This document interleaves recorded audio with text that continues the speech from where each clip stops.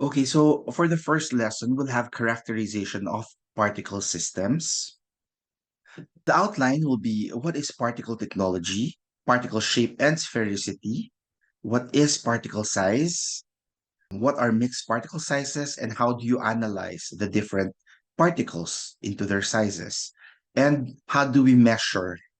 So typically, the science and technology related to handling and processing of particles and powders is particle technology. Before, we didn't have particle technology. Like when I was studying chemical engineering, particle technology is part of unit operations. It's like the latter part. But now it was separated kasi 'di ba, especially now that the nanomaterials, etc., small particles are being produced, we have to also adapt to changing times. That's why we have this. So sometimes it's known as the powder technology, particle science, or powder science. And sometimes look at this, di ba? Pwedeng liquid, pero they might be treated as small particles as well.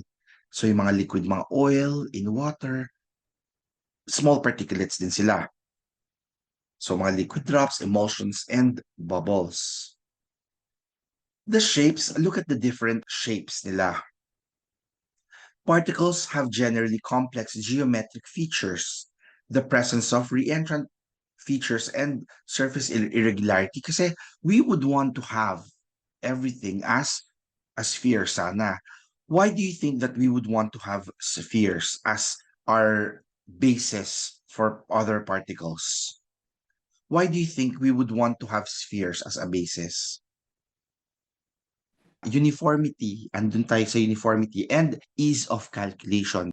Kasi you have to remember that sometimes when you're dealing with, for example, like look at this, flaky, this one, sometimes there is much more resistance on one side, right? As opposed to dun sa flat side niya. Whereas kapag ka spherical, equally distributed yung resistance niya as opposed to yung mga irregularly shaped. So this one, the particle shape can be qualitatively described by their visual appearance. May mga one-dimensional, yung parang rod lang siya. Meron naman parang spiky, yung acicular. And then, there are two-dimensional, yung mga flat na parang flakes. And dendritic, yung parang pine cone. And the three-dimensional ones are yung mga spherical. Ito, rounded edge. Ito, angular edge. And then the porous ones. So these are some descriptions. By the way, in your test, there will be multiple choice wherein you will be tested on your conceptual knowledge as well as mini calculation. So please do take note of the of this one, the concepts. So in order to characterize, one of the characteristics of a particle shape is what you call sphericity, just like what I said earlier, di ba? I asked, why do we want to compare it to a sphere? Kasi the sphere has a sphericity of 1. Yun yung tinatry natin i-emulate. Kasi for ease of calculation, because it is uniform in shape, etc. So sphericity is defined as the surface volume ratio for a sphere of diameter dp divided by the surface volume ratio for the particle. So ito the sphere is compared to the actual particle. So the ratio of the nominal surface area Sn, the surface area of a sphere having the same volume as the object to the actual surface area of the object. So basically, what you're comparing in here, guys, the one on top is the sphere. The one at the bottom is the particle. So basically, the properties of the how spherical it is, you're comparing it with the sphere, di ba? So for our calculations, I will be showing you two types. One, we will be dealing with this formula, and the other one, we will be dealing with this formula. For ease of calculations, ako personally, I would choose this. Why? Because this one is easy, right? So what does V stand for? Volume of the particle, kasi that belongs to the bottom. S, surface area of the particle. Ano yung dp na nasa taas? dp is the diameter of the sphere. Later on, I'll show you na Even if we solve using both formulas, you should be able to arrive at the same sphericity. So look at the one at the bottom, the sphere perfect sphericity of 1. And then as it becomes less rounded, 'di ba? Less number of sides or faces, mas mababa yung sphericity niya. Tetrahedron is 0.67, 0.81 yung octahedron, etc., etc., etc. For this naman, it's good to know this, pero I won't ask you to memorize this. But of course, you have to know that the sphericity of a sphere is 1, of course. So these are some of the objects. For example, you're given a cube. The sphericity of the cube is 0.806. Ito siya, oh. Diba? Hexahedron is a cube, 0.81. Regular tetrahedron is 0.67, just like here. And then, etc. You can follow it here naman. So those are the formulas for the sphericity and the values of the sphericities. So let's go to particle size and shape. So regular shape particles is described by identifying the shape and the number of dimensions. For example, in here, sphere, of course, the identifier of a sphere is its radius or diameter, right? For the cube, of course, it's a side length or the edge. For the cylinder, dapat dalawa. It should be radius and height. For the cuboid or any prism, it could be 3 of the sides. And for the cone, of course, radius and height. Take note, the simplest shape of a particle is the sphere because of its symmetry, same appearance in all directions, and is viewed and behaves in the same manner in a fluid irrespective of the orientation. Kasi you have to remember, di ba? If, for example, the fluid flows here on a cylinder, pag sa side siya magfo-flow, okay lang kasi medyo rounded. It can flow easily. However, if the fluid flows from the top to the bottom, 'di ba flat 'to, mas malaki yung resistance niya.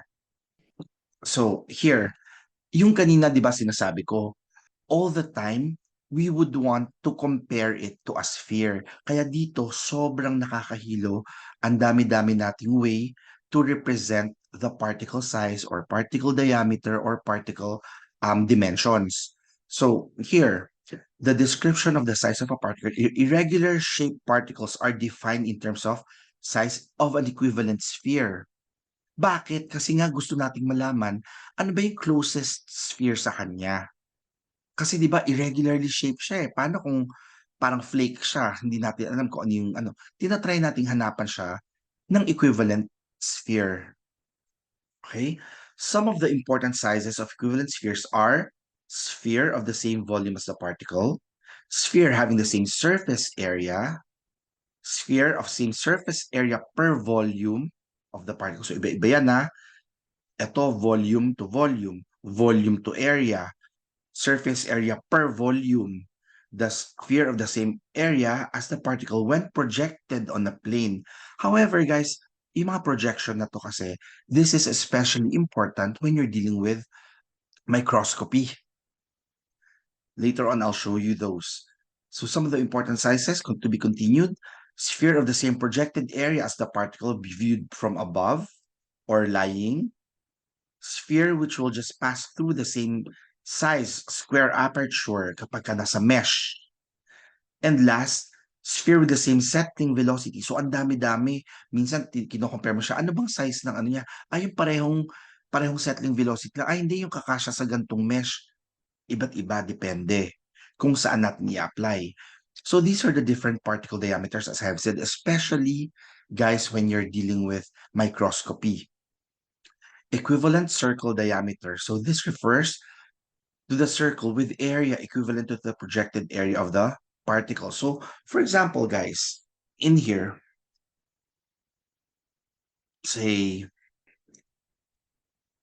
this one, diba? The yellow ones are inside. So, the yellow ones that are inside, yung mga inside na yan, kulang yung particle. Pero, you have to remember that there are those that are outside. So it could those could make up for what was inside, 'di ba? What was supposed to be inside, pag nilagay mo sila, parang equivalent diameter pala sila.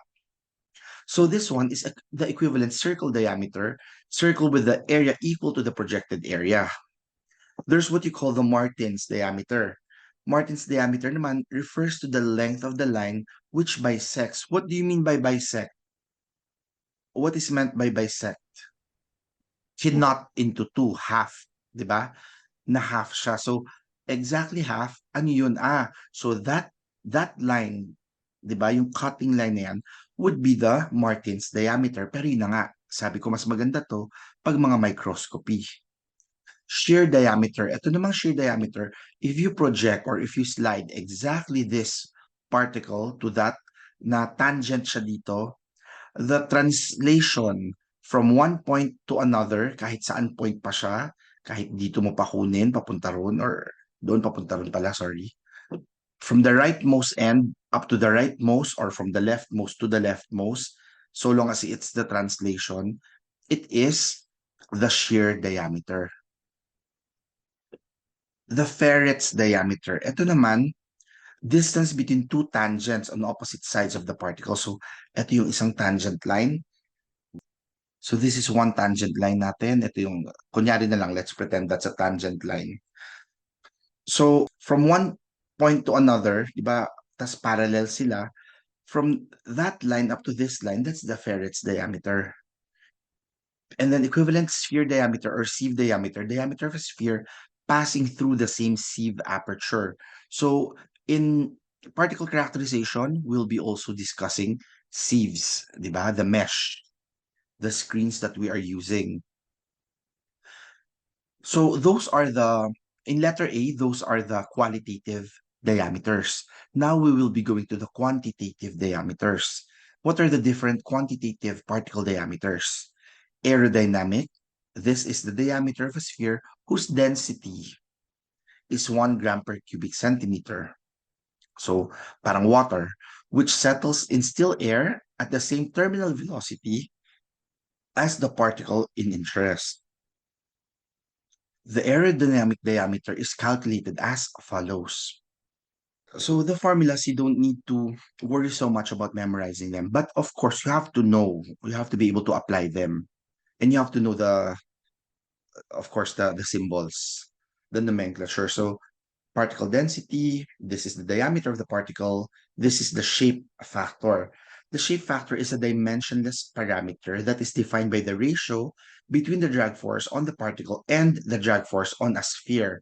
So just like what I've been saying earlier, you always compare it with the sphere kasi di ba parang yun yung pinaka-basis natin of measurement. The dynamic shape factor for spherical particles is 1. We also have Stokes diameter. So dapat alam nyo when to use the aerodynamic diameter, when to use the Stokes diameter. Stokes is the diameter of a sphere having the same gravitational settling velocity as that of the particle obtained by gravitational or centrifugal sedimentation and impactor. So the Stokes diameter is calculated like this.